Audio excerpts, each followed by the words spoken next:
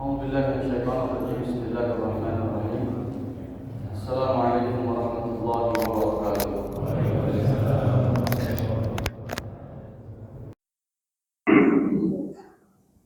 الحمد لله رب العالمين والعاقبة للمتقين ولا عدوان إلا على الظالمين أشهد أن لا إله إلا الله وحده لا شريك له إياه نعبد وإياه نستعين وأشهد أن سيدنا محمدا عبده ورسوله المبعوث رحمة للعالمين اللهم ربنا فصل على سيدنا محمد وعلى آله وصحبه ومن تبعهم بإحسان إلى يوم الدين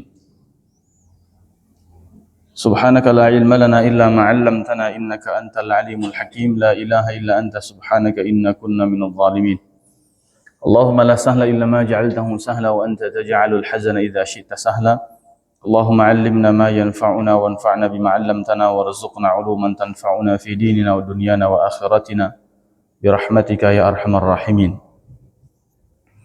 طبتم وطاب منشاكم وتبوأتم من الجنة منزلا أما بعد. Alhamdulillah, kita sampaikan syukur kita kepada Allah Subhanahu wa taala.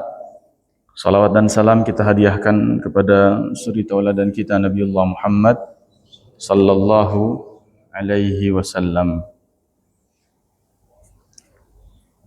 Jemaah sekalian yang dimuliakan Allah Subhanahu wa taala, kita terakhir ada di ayat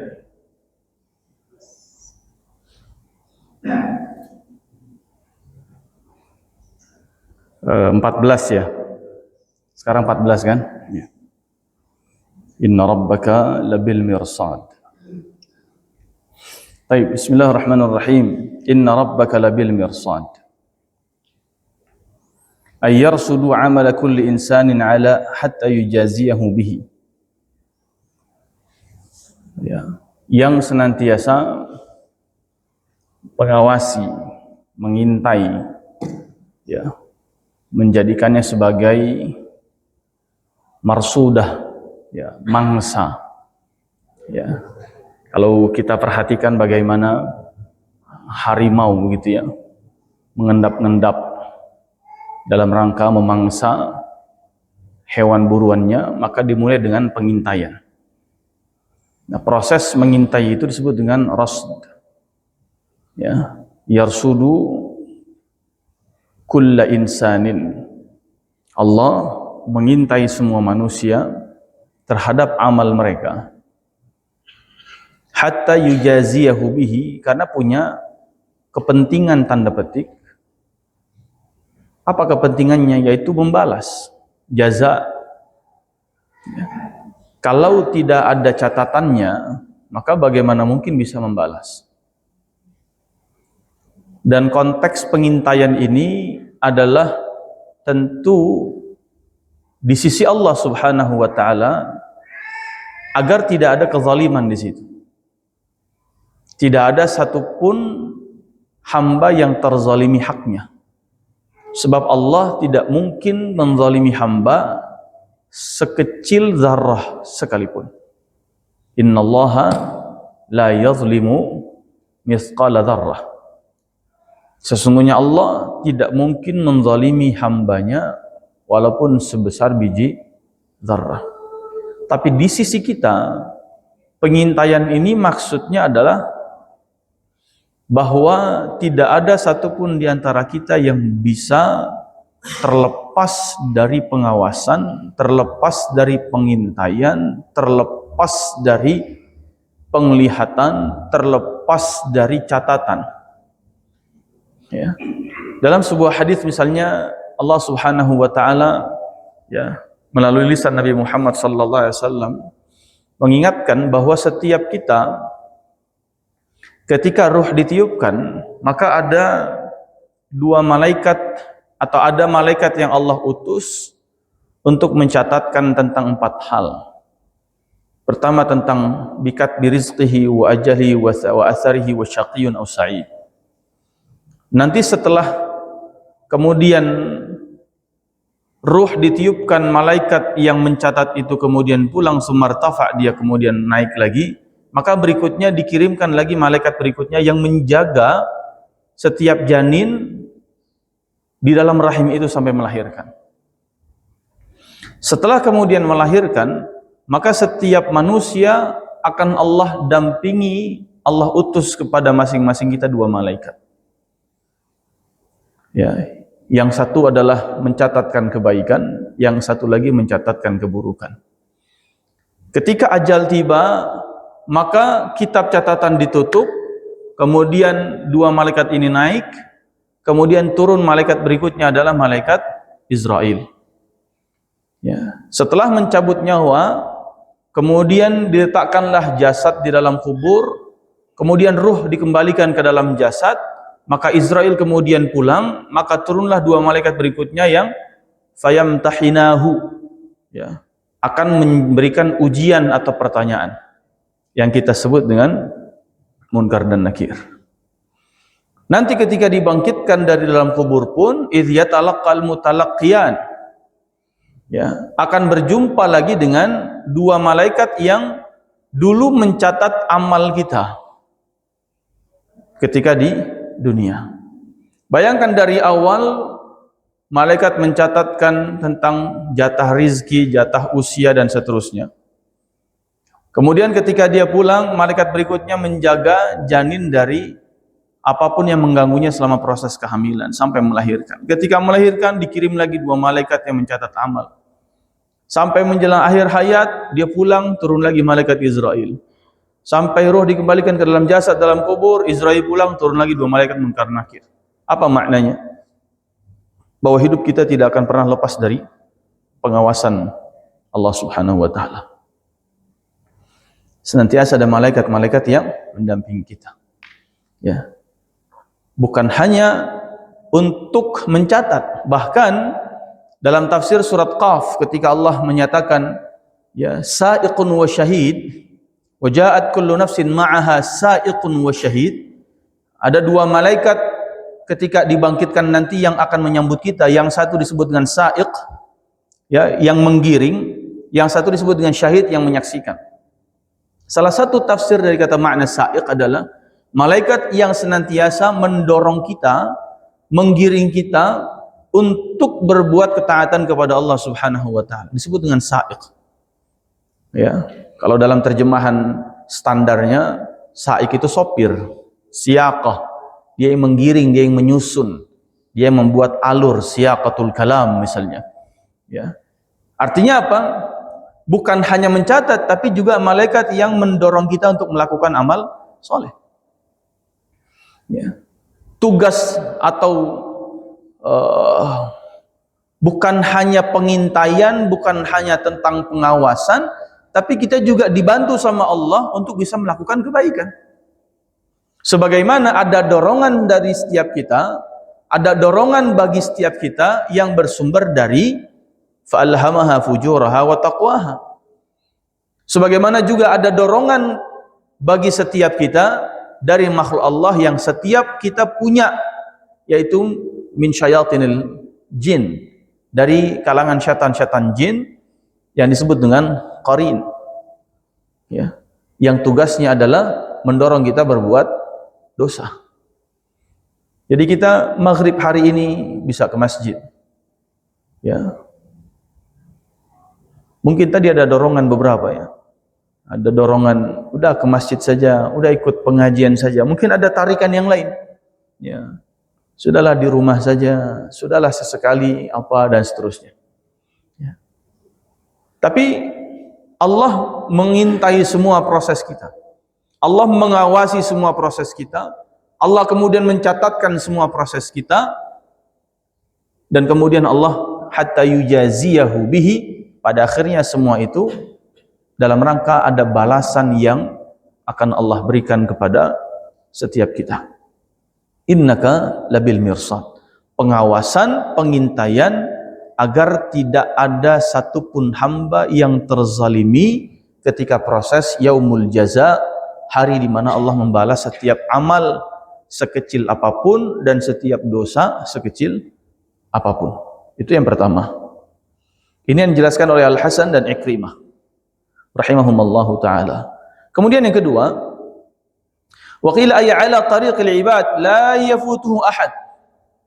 Pengintaian itu terjadi ala tariqil ibad, di jalan di mana setiap hamba melaluinya.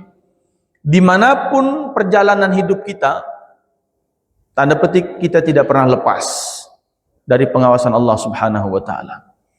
Apapun profesi kita, apapun jalan hidup kita, seperti apapun aktivitas kita, dimanapun kegiatan kita, ala tariqil ibad, setiap hamba menempuh jalannya, di setiap jalan pun itu ada pengawasan Allah Subhanahu wa taala. Ya. Walaupun dia dilindungi oleh sekian banyak misalnya pelindungnya, baik bangunan ataupun kemudian manusia, tetapi pengintaian Allah Subhanahu wa taala tentu akan sampai ke sana. Ya. Di kolong kasur sekalipun, ya, di laci meja sekalipun, dalam ruangan gelap sekalipun, dimanapun jalan seorang hamba yang sedang ditempuh, ala tariqil ibad, maka di situ la yafutuhu ahad, tidak ada satupun orang yang bisa bebas dari pengawasan dan kemudian pengintaian Allah Subhanahu wa taala. Kemudian la wal marsad wal mirsad at-tariq, sebab dijelaskan makna al-mirsad atau marsad adalah tariq, yaitu jalan. Ya. Farawad Dhahhak an Ibn Abbas qala inna ala jahannam sab'a qanatir yus'alul insanu 'inda awwali qantaratin 'anil iman fa in jaa'a bihi taman jaza ila al-qantarati ats-tsaniyah thumma yus'alu 'anis salati fa in jaa'a biha jaza ila ats-tsalitsah, ya, thumma yus'alu 'aniz zakati fa in jaa'a biha jaza ila ar-rabi'ah, thumma yus'alu 'an siyami syahri ramadan fa in jaa'a bihi jaza ila al-khamisah, thumma yus'alu 'anil hajji wal umrah fa in jaa'a bihima jaza ila as-sadisah, thumma yus'alu 'an silatir rahim fa in jaa'a biha jaza ila as-sabi'ah, thumma yus'alu 'anil madhalim wa yunadi munadin ala man kanat lahu madhlamatun falyati fayuqtassu lin-nasi minhu yuqtassu lahu minan nas fadzalika qauluhu 'azza wa jalla inna rabbaka labil mirsad. Kemudian, ya, Al-Imam Ad-Dhahhak menyampaikan pendapat berdasarkan riwayat yang disampaikan oleh Ibnu Abbas radhiyallahu taala anhuma, ya. Qala, Nabi SAW bersabda, sesungguhnya di atas neraka jahanam ada sab'a qanatir, ada 7 jembatan. Ya, jembatan yang pertama akan ditanya setiap manusia di sana inda awwali qantarah, di awal permulaan jembatan yang pertama itu, anil iman, tentang perkara iman. Kalau dia bisa lolos, maka jaza ilal qantarati tsaniyah, maka dia bisa berangkat menuju jembatan yang kedua. Ketika di jembatan yang kedua, dia akan ditanya tentang summa yus'alu 'anis shalah, akan ditanya tentang salat. Kalau salatnya enggak ada masalah, maka jaza ilal qantarati tsalitsah, maka dia bisa beranjak kepada jembatan yang ketiga. Ketika kemudian di jembatan yang ketiga, summa yus'alu 'aniz zakah, akan ditanya tentang perkara zakatnya. Bagaimana dengan zakat fitrahnya, bagaimana dengan zakat malnya? Ya, ditunaikan atau tidak? Ya, sudah sampai nisab tapi tidak ditunaikan. Sudah lewat haul tapi tidak dikeluarkan. Ya. Hati-hati, usinasi wa iyyakum, maka tidak bisa lolos jembatan yang ketiga. Maknanya kalau tidak bisa lewat jembatan ketiga berarti jatuh. Lewat jembatan yang ketiga, ketika dia berhasil menjawab tentang zakat, tidak ada masalah tentang zakatnya, maka dia beranjak kepada ilar rabi'ah, sampai ke jembatan yang keempat. Tsumma yus'alu 'an siyami syahr Ramadan, tentang puasa di bulan Ramadan. Ya, insyaallah tidak lama lagi, mudah-mudahan Allah sampaikan kita pada bulan Ramadan tahun ini. Bagaimana imanan wa ihtisaban atau tidak?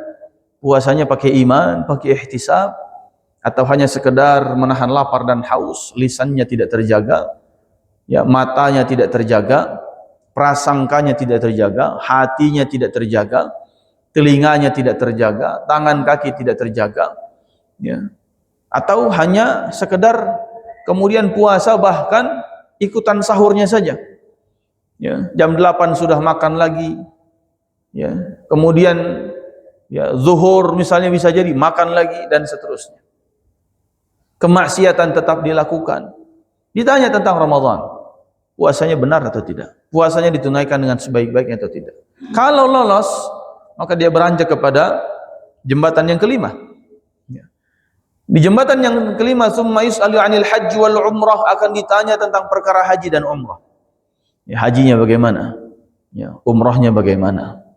Ya, karena Allah atau tidak? Ya. Atau karena supaya dapat gelar haji misalnya, atau karena pengen maju sebagai pejabat misalnya, harus ada hajinya, atau karena misalnya ya dapat sertifikatnya, atau karena apa? Umrohnya karena apa? Ya, cuman sekedar jalan-jalan, pengen nyobain kereta gantung di Taif. Taman Mini juga ada, Pak. Nggak so jauh-jauh kalau mau nyobain kereta gantung. Ya. Supaya mau beli anggur di Taif yang murah-murah, di Keramat Jati juga banyak anggur. Ya. Untuk apa? Ya, cuman supaya beli siwak, Tanah Abang juga banyak siwak. Ya. Untuk apa? Tentang haji dan umrah. Itu jembatan yang kelima. Bisa lewat kita, lolos haji dan umrah kita, subhanallah, fa in jabiha jaza ila as-sadisah.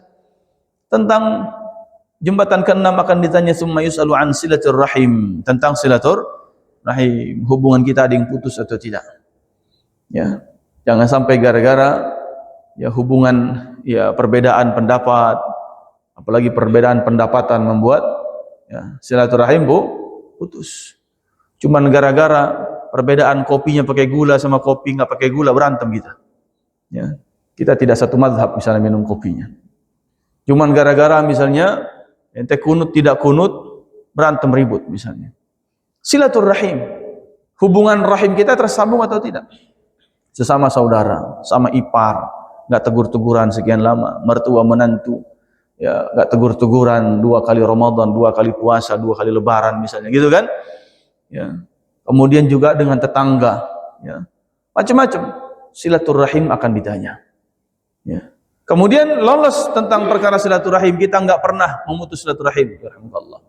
La yadkhulul jannata qati'ur rahim, kata Nabi, tidak akan masuk surga orang yang memutus silaturahim. Ya. Kalau nggak masuk surga berarti kemana lagi tempatnya? Ya ke neraka. Di mana nerakanya? Nggak bisa lolos jembatan yang ke-6. Antarah yang ke-6 nggak bisa lolos. Kemudian tentang yang ke-7, ya, summa yus'alu 'anil mazalim. Yang ke-7 ini, pernah enggak ada menzolimi orang lain, mengambil hak orang lain, menodai kehormatan orang lain, menyakiti fisik orang lain, kemudian misalnya menjatuhkan harga diri orang lain, ya, kehormatan yang sifatnya adalah nama baik, ya, kemudian misalnya kedudukan, ya, kemudian misalnya juga kehormatan yang sifatnya fisik, ya, sebagaimana yang disampaikan Nabi SAW tentang ada orang yang kemudian diprotes karena pernah memukul, karena kemudian pernah membunuh, pernah mengambil harta, pernah kemudian menghina, pernah memfitnah, ya. Maka pernahkah kita menzalimi orang? Kalau pernah, usi nafsi wa iyyakum, ya, kita minta ridha mereka. Jangan sampai sholat sudah, iman sudah, sholat sudah lolos, zakat lolos, puasa lolos, haji umrah lolos, silaturahim gak masalah, tapi hak orang ada yang masih belum kita tunaikan di dunia. Ya, keringat sudah kering, tapi haknya belum diberikan. Akadnya misalnya kerja sampai jam 5, tapi kemudian dipaksa kerja sampai jam sekian, tidak diberikan haknya, kelebihan waktunya. Ya, jangankan keringat, ya, sudah kering, ini keringat sudah ada lagi pun belum dikasih, Pak. Ya, sudah kering nambah lagi keringatnya, nggak dikasih juga. Hak orang. Akadnya apa? Masuknya sampai jam berapa? Ya, kemudian penugasannya apa saja, ABCD-nya. Kalau dia mengerjakan sesuatu yang di luar kesepakatannya, maka dia punya kelebihan di situ. Tunaikan haknya. Ya, jangan sampai dia menggerutu sampai rumah, merasa tidak diberikan haknya, kezaliman terjadi. Ya. Bayangkan sekarang ada sekitar 1.500 orang yang sudah meninggal dunia di Aceh, Sumatera Utara dan Sumatera Barat, ya, karena musibah kemarin. Kalau di situ ada unsur kezaliman dalam kacamatanya Allah Subhanahu wa taala, dalam pandangan Allah Subhanahu wa taala, bayangkan berapa orang yang akan menuntut nanti di sana. Ya, siapa yang berbuat zalim? sampai mengakibatkan sekian banyak orang yang meninggal dunia. Ya. Sekian banyak orang yang kehilangan rumah. Kemudian sekian hektar sawah yang mau tidak ada lagi tampakannya. Ya. Berapa kemudian lembah, berapa kemudian rumah sakit, berapa kemudian semuanya, datanya ada itu. Ya, disampaikan sama Pak Ihsanuddin Nursi, kalau saya nggak salah. Sekian ribu, sekian ratus, sekian banyak sekali akibat dari situ. Berapa banyak yang terzalimi? Ya. Maka fayunadi munadin, berserulah, ya, dikatakan dalam seruannya, alaman kanat lahu madlamatun faliyati, siapa yang di dunia pernah terzalimi, yuk datang semua sini. Ya, silakan protes, silakan sampaikan. Fayaqtassu linnasi minhu wa yuqtassu lahu minan nas, maka terjadilah di situ saling kisos. Ya, terjadilah saling balas membalas sebelum balasan dari Allahnya. Ya, tentu hak Allah terkait dengan yang hubungannya dengan Allah. Hak terhadap makhluk kaitannya dengan hubungan dengan makhluk. Ya, seorang syahid saja tertunda masuk surganya jika dia masih punya hutang piutang dengan makhluk. Ya, hutang piutang adalah hak makhluk. Jangan sampai kita meninggalkan hutang dalam hidup kita. Disitulah ada kezaliman kita kepada orang. Apalagi matlul ghaniyyi zulmun, menunda-nunda bayar hutang padahal dia mampu adalah satu kezaliman, kata Nabi Muhammad sallallahu alaihi wasallam. Ya, gonta-ganti ini bisa, gonta-ganti itu bisa, bayar hutang tidak bisa. Alasannya banyak sekali misalnya. Ya, hati-hati dengan kezaliman. Kemudian fadzalika qauluhu azza wa jalla, maka Nabi kemudian menyebutkan inilah yang dimaksud dengan firman Allah, inna rabbaka labil mirsad, sesungguhnya Allah, ya, akan mengintai, mengawasi. Artinya tidak gampang masuk surga. Ya, untuk bisa masuk surga lolos 7 jembatan yang ada di atas neraka.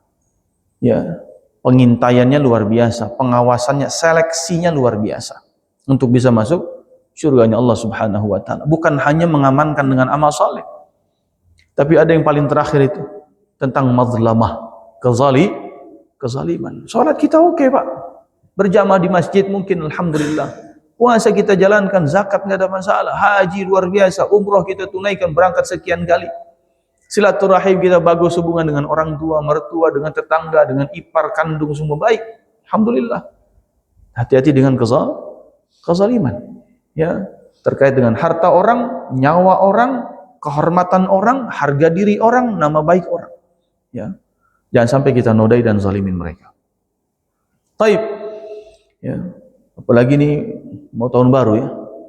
Ya, dardor, misalnya ada tetangga yang nggak bisa tidur gara-gara dardor itu, terganggu nggak itu? Bisa jadi terzalimi. Ya, dulu saya ada tetangga. Waktu anak saya yang kedua itu masih umur beberapa bulan, ya, kemudian tetangga bakar sampah, itu asapnya masuk ke rumah, ke kamar itu, batuk-batuk. Kita daripada protes dan seterusnya, jaga kondusivitas hubungan dengan tetangga, kita keluar naik mobil bawa. Tapi di satu sisi, tidak sadarkah asap itu ketika masuk ke dalam rumah orang, ada tindakan kezaliman di situ. Walaupun rajin ke masjid, ya, kita bikin rumah mengganggu. Misalnya dulu sebelum ada rumah kita, itu tetangga sumurnya penuh airnya, Pak. Kita bikin sumur, ngebor di dekat sumurnya dia. Gara-gara kita pindah ke situ, rumah kita bikin di situ, ujungnya tetangga kering. Kenapa saya kering, kok tetangga saya? Ya, kita punya banyak air, dia kehabisan air. Menzalimi tidak? Bisa jadi menzalimi. Kita bikin atap overstacknya masuk ke lahan tetangga kita.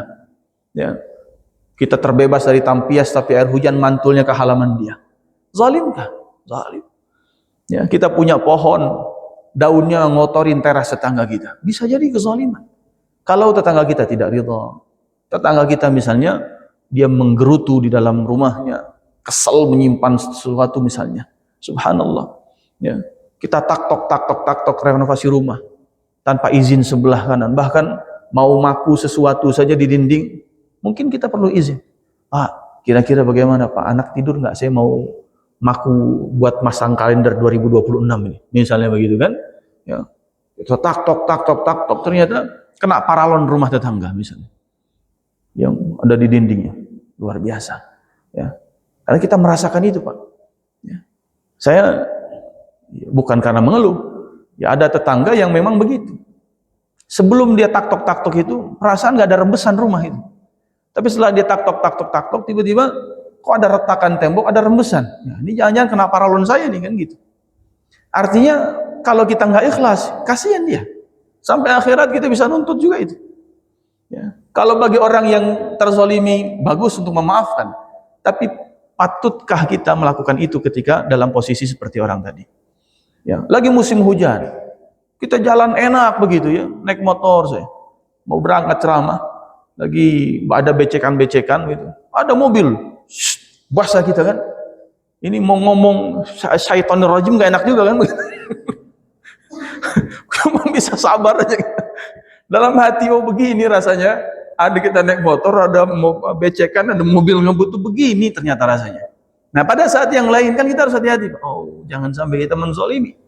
Kita naik mobil enak juga, gitu ya. Daripada kena becekan duluan, kita yang becekin duluan aja dah, bisa kita nyipratin duluan.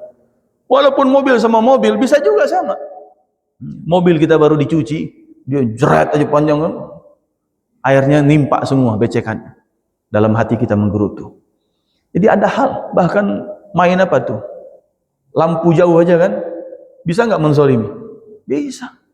Di tol kita main aja lampu jauh, semua orang dari sana silau luar biasa, akhirnya bisa ya kehilangan kendali lah, gelap dan seterusnya, silau dan seterusnya. Jadi hati-hati betul dalam kemazlamatan itu, kezaliman terhadap hak orang lain ya. Bukan jalannya kita ya, lawan arus tuh di Lenteng Agung Pak, sering sekali itu ya. Lawan arus, kita mau ke sana banyak motor ke sini kan, wah itu luar biasa. Kezaliman hak orang lain bisa jadi kita ambil. Lagi macet, hak pejalan kaki kita ambil, kita masuk ke trotoar gitu ya, ke pedestrian. Banyak hal-hal yang bisa jadi kita kurang hati-hati dalam kezaliman terhadap hak orang lain ya. Nah ini tentang inna rabbaka labil mirsad. Kemudian berkata Imam Ats-Tsauri, labil mirsad yakni jahannam, 'alaiha thalath qanatir, qantaratun fiha ar-rahim, wa qantaratun fiha al-amana, wa qantaratun fiha ar-rabb tabaraka wa ta'ala. Qultu ay hikmatuhu wa iradatuhu wa amruh. Di atas jahannam itu ada 3 qanatir, qantarah. Ini kata Imam Ats-Tsauri bahwa di atas jahannam ada 3 jembatan. Jembatan yang pertama tentang rahim, yaitu silaturahim. Jangan pernah ada yang memutus silaturahim. Yang kedua tentang amanah. Ya. Kalau mengkhianati amanah, maka otomatis kejeblos di situ. Ya. Otomatis terpleset di situ. Otomatis masuk jahanamnya lewat situ. 1, putus silaturahim. Yang kedua, khianat terhadap amanah, apapun amanahnya. Ya, wal iyadzu billah. Amanah dari Allah sebagai suami. Ya, kita telah mengambil istahlaltum furujahunna bi kalimatillah. Ya, kita mengambil amanah dari Allah terhadap istri kita. Itu amanah. Kemudian Allah karuniakan kepada kita anak. Sudahkah kita menjaga amanah Allah itu? Ya, bukan hanya tentang jabatan. Rizki yang Allah berikan, amanahkah kita? Ya. Dikeluarkan sebagaimana mestinya. Kemudian bagaimana peruntukannya, bagaimana cara mendapatkannya, amanahkah kita terhadap rizki? Kemudian tentang anggota badan kita, kita amanah nggak menjaga jantung kita, menjaga mata kita, menjaga lisan kita dan seterusnya. Baru kemudian kita berpikir tentang amanah terhadap ya yang lainnya, dititipkan sesuatu dijaga atau tidak. Kemudian diamanahkan sesuatu ditunaikan atau tidak. Ya. Kemudian misalnya dipercaya sesuatu kemudian dilakukan atau tidak. Itu semua juga tentang bab amanah. Kemudian ya, jembatan yang ketiga adalah fiha Rabbu tabaraka taala. Di situ ada Allah Subhanahu wa taala yang dalam konteks ini maksudnya adalah hikmatuhu wa iradatuhu wa amruh. Di situ adalah hikmahnya Allah, ada kehendaknya Allah dan kemudian ada ya perintahnya Allah Subhanahu wa taala. Artinya disitulah kalau kita sampai ke jembatan itu, maka disitulah kita akan mendapatkan rahmat Allah yang dengannya Allah memasukkan kita ke dalam syurganya Allah Subhanahu wa taala. Wallahu alam, ya, kata Imam Qurtubi, hanya Allah yang tahu yang dimaksud dengan inna rabbaka labil mirsad. Kemudian wa an Ibnu Abbas, dari Ibnu Abbas aidan, labil mirsad maknanya yasma' wa yara. Inna rabbaka labil mirsad, sesungguhnya Allah, labil mirsad, sesungguhnya Allah, ya, benar-benar mendengar, benar-benar melihat.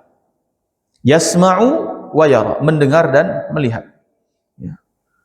Yasma'u aqwalahum wa najwahum, Allah mendengar semua perkataan mereka dan desas-desis atau desas-desus mereka. Najwa, bisikan-bisikan halus, bisikan-bisikan lembut, ya.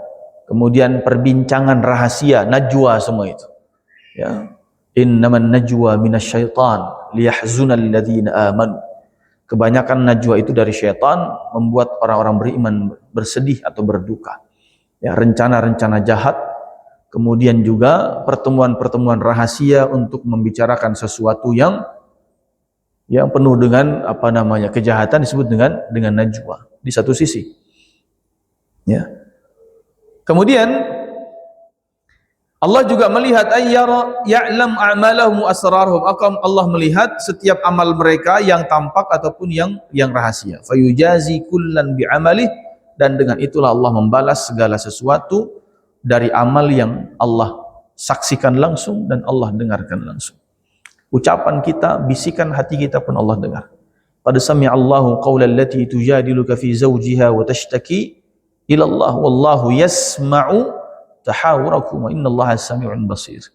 Ya, bahkan perdebatan, ya, celotehan, kemudian celetukan, bisikan, ya, semua juga didengar oleh Allah Subhanahu wa taala. Nah, kemudian jamaah sekalian, ya, wa an ba'dil Arab, sebagian orang-orang Arab, Arabi, annahu qila lahu, ketika ditanya kepada mereka aina rabbuka faqala bil mirsad, di mana Tuhanmu, mereka menjawabnya bil mirsad, yaitu di mirsad. An Amr bin Ubaid annahu qara'a hadhihi surah 'inda al-Mansur hatta balagha hadhihi al-ayah faqala inna rabbaka labil mirsad ya Aba Ja'far. Qala Az-Zamakhsyari arradha lahu fi hadha an-nida' bi annahu ba'du man tu'ida bidzalika min al-jababirah. Falillahi darruh ayyu asadin farrasin kana baina yadayhi yaduqqu dhalama bi inkarihi wa yuqmi'u ahla al-ahwa wal bid'ah bi ihtijajihi. Ya, ini tambahan saja, ya, yang pada hakikatnya, ya, labil mirsad itu dalam tempat yang rahasia, ya, seperti orang mengintai, ya, nggak perlu, kalau orang mengintai terus ketahuan Pak, nggak jadi mengintai dia, ya. Orang-orang Arab Badui kalau ditanya di mana Tuhanmu, bil mirsad, pokoknya di satu tempat yang kita nggak tahu, gitu bahasanya. Bil mirsad, dia senantiasa mengawasi tapi nggak tahu di mana dia ngawasinnya, ya. Artinya Allah nggak ada tempatnya. Bil mirsad, di satu tempat yang bukan tempat, gitu, yang saya nggak tahu, ya. Itu kata orang Arab Badui dulu kalau ditanya di mana tuh Tuhanmu. Maka jelas mirsad adalah tempat pengintaian yang semua orang tidak tahu di mana. Sebab kalau mengintai tahu tempatnya, bukan tempat mengintai, nggak berhasil tujuannya, Pak. Ya.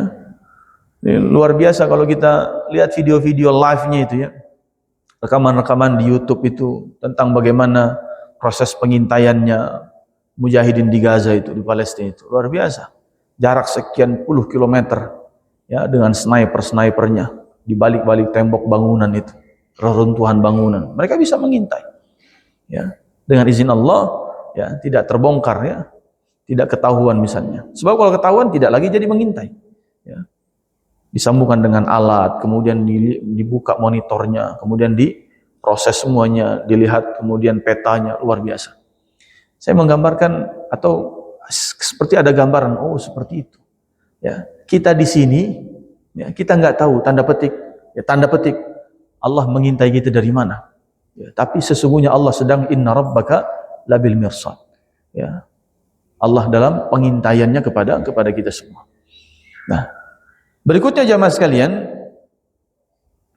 fa ammal insan, ya, Idza mabtalahu rabbuhu fa akramahu wa na'amahu fayaqul rabbi akraman. Dan adapun manusia, ya, manusia yang dimaksud dalam ayat ini adalah al-kafir, yaitu orang kafir. Dan Ibnu Abbas kemudian menjelaskan yang dimaksud pada ayat ini adalah Utbah bin Rabi'ah, kemudian Abu Hudzaifah ibn al-Mughirah. Dalam pendapat yang lain yang dimaksud adalah Umayyah bin Khalaf atau Ubay bin Khalaf. Tapi mari kita ambil keumuman lafaznya. Karena ada satu kaidah dalam ilmu Quran, al-ibratu bi'umumil lafzi la bi khususis sabab. Ya, kita ngambil ibrah itu tentang keumuman lafaznya, bukan tentang kekhususan sebabnya. Ya. Memang ayat ini kalau kata Ibnu Abbas terkait dengan tokoh-tokoh tadi. Ya, Utbah bin Rabi'ah, Umayyah bin Khalaf, Ubay bin Khalaf dan seterusnya. Tetapi insan pada ayat itu maknanya juga semua manusia. Dan bisa jadi kita termasuk di dalamnya. Karena Al-Quran bukan hanya untuk hudan linnas, tapi hudan lil muttaqin. Mudah-mudahan dengan ketakwaan kita mendapatkan petunjuk juga. Jangan sampai kita seperti golongan ini. Apa tabiat mereka? Idza mabtalahu rabbuhu fa akramahu wa na'amahu fayaqulu rabbi akraman. Ada loh tipe manusia yang kalau diuji sama Allah dengan kemuliaan, dikaruniakan kepadanya nikmat yang berlimpah. Kemudian standarnya apa? Oh, Tuhan saya telah memuliakan saya. Standar kemuliaan itu adalah keberlimpahan. Standar kemuliaan itu kasih sayang Allah itu standarnya kalau dikasih nikmat. Ya.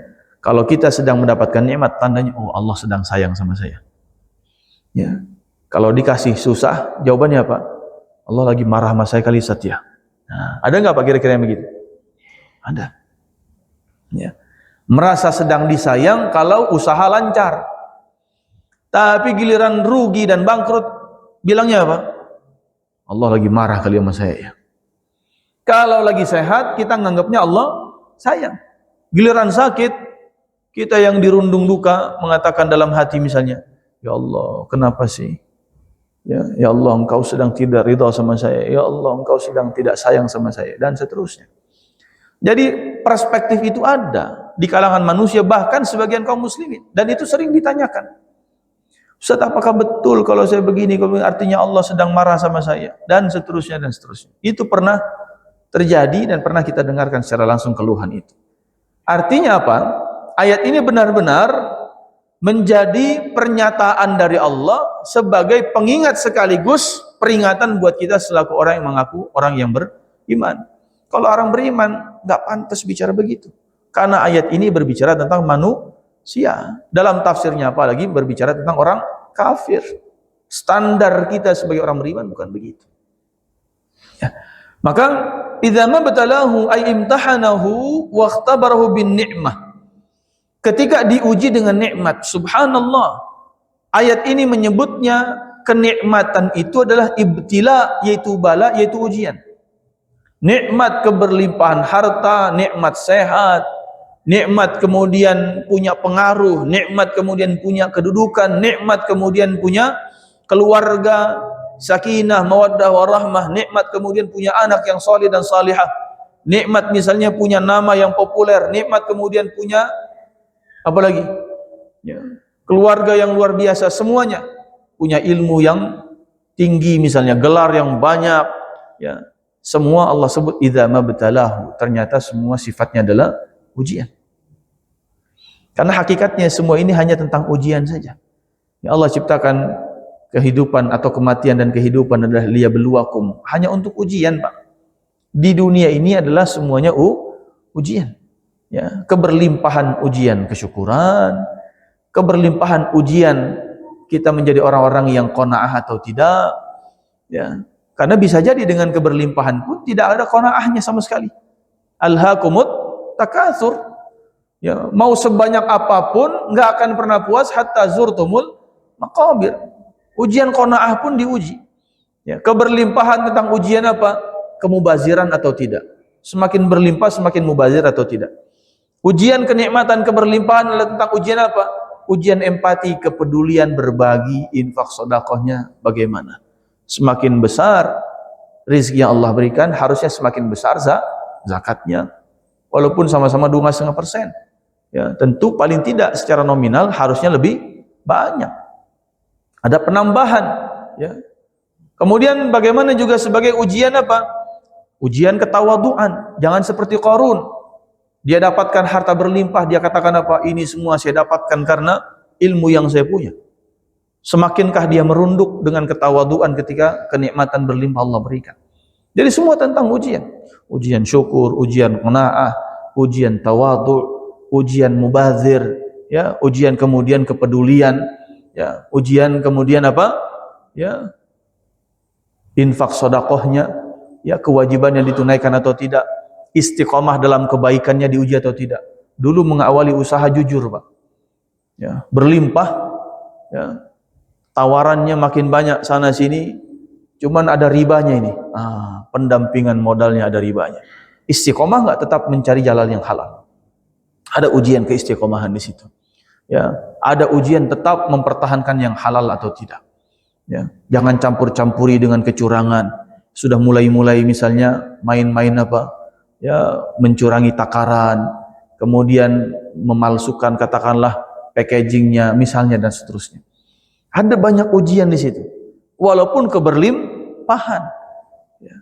Sehingga orang beriman benar-benar dalam perspektif kenikmatan itu sebagaimana ayat ini sampaikan adalah idza mabtalahu, semua adalah ujian dari siapa? Rabbuhu fa'akramahu. Dimuliakan oleh Allah adalah ujian. Ya. Setinggi-tingginya derajat kita diangkat, ujian. Bagaimana kita bisa mengelurkan tangan kita kepada yang tetap di bawah. Yuk kita berangkat sama-sama. Yuk kita naik sama-sama. Yuk kita bangkit sama-sama. Yuk kita maju sama-sama. Ya. Bagaimana ketika kita sudah diangkat derajatnya setinggi-tingginya sama Allah Subhanahu wa taala, masihkah kita melihat ke bawah atau terus melihat ke atas? Ya. Jangan-jangan kita terus menanjak tapi dengan cara menginjak. Benarkah kita mensyukuri nikmat Allah itu? Ya, dimuliakannya kita dengan derajat yang ditinggikan oleh Allah Subhanahu wa taala. Apakah karena menginjak atau karena banyak mengajak orang ke dalam kebaikan? Itu semua pertanyaan-pertanyaan yang harus kita hadirkan untuk bisa merefleksikan, betulkah keimanan itu ada? Inna rabbaka labil mirsad. Allah mengawasi semua. Jangan sampai nikmat yang Allah berikan justru melalaikan kita dari konteks ayat ini. Kemudian wa na'amahu ay fa akramahu bil mal, dimuliakan dengan harta. Ya.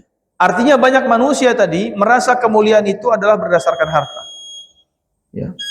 Rumah besar, mobil mewah, kemudian tanah luas, ya, pakaian mahal, ya, jam tangan branded begitu kan? Tasnya ya kulit apa? Kulit buaya, ya.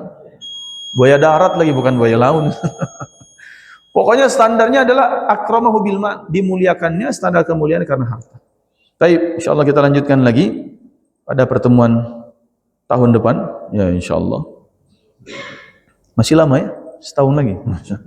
Baik, kita masih di ayat yang ke-15, masih di fa'akramahu, ya. Mudah-mudahan ada manfaatnya. Aku qouli hadza wa astaghfirullah li wa lakum. Mohon maaf lahir batin.